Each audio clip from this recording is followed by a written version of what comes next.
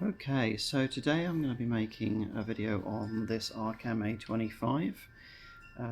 So this Arcam amp is a soft sounding amp.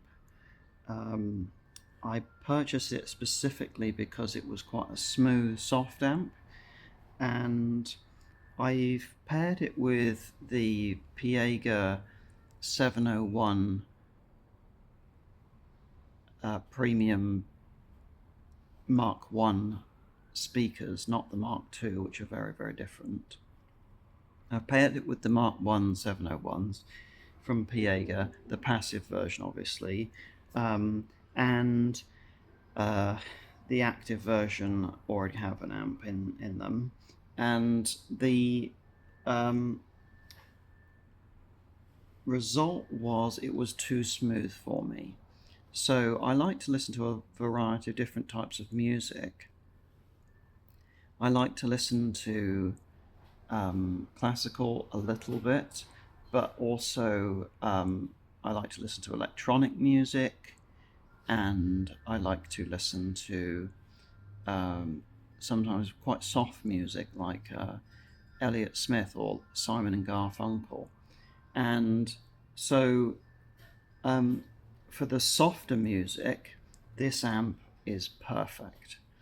For the other music, the electronic music like Alan Walker and that sort of thing, and also for classical, the Piega amp, the actual active amp in the Piegas, was perfect because originally I had the active pair and then I returned them and got the passive pair instead. Because what happened was the problem was with the amp in the Piegas is that it was so revealing and it was so clinical that it just took the life out of a song by anything by Elliott Smith and even Simon and Garfunkel and that sort of thing. It took the life out of that music. The softer side of things was too revealing. So I wanted a soft, smooth amp, and this is that. This makes Elliott Smith sound incredible, but it takes the life out of the. It takes the crispness. It just doesn't have enough crispness. It's so smooth. It's so buttery smooth that it's just not crisp enough, and that's fine at louder volumes, but I don't always listen at louder volumes, especially late at night. I don't want to disturb the neighbors because I also have a subwoofer, the Piega sub medium, so I could turn that off, I suppose. But I really felt like this just because of the bass. The bass was sometimes boomy from this, and I had to do some EQ adjustment on my Wim Ultra, the streamer that fed this, and that's not. So I think Arcam have done a good job making what they intended to make, which was a smooth amp, but the bass was not tight. It was a bit too boomy for my liking, and yeah. As for the other aspects of it, I think it looks incredible. I think these buttons are very nice, and these are super nice to touch and feel and to move. They're not really stiff or anything. They're really easy to move.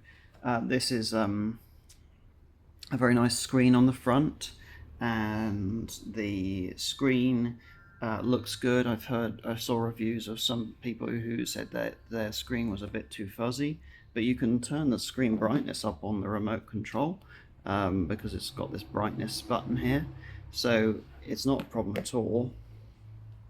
As for the inputs on the back, it's got plenty of inputs. So this is just a voltage selector. That's for a service USB, and this is all control stuff. And there's an HDMI ARC thing, infrared. and trigger input and output. But here you see you've got your digital inputs and you've got this optical. Now I had to connect it via the optical because the WIM Ultra Streamer does have a USB on it, but it's a USB input, not a USB output. So I couldn't connect the output from the WIM Ultra to the input USB here.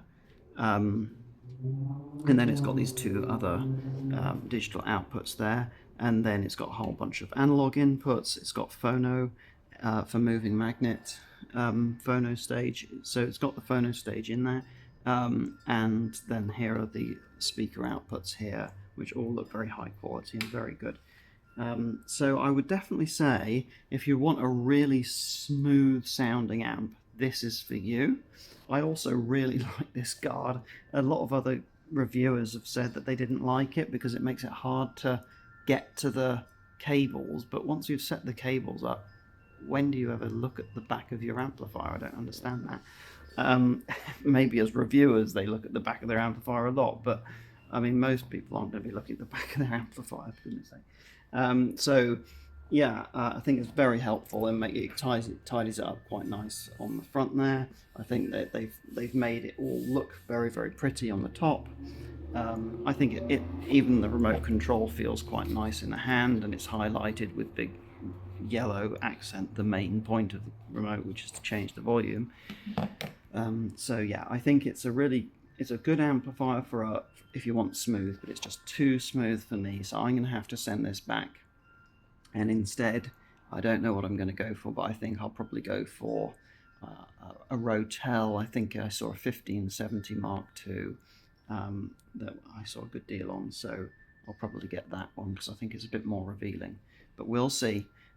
This was too revealing. This was too smooth for me, and the amplifier in the active Piega 701 Mark I's was too revealing, so I need something in between, and I think that this is the trouble that a lot of hi-fi nerds and people who really like hi-fi come across, that they just find it difficult to get the system that sounds really nice to them.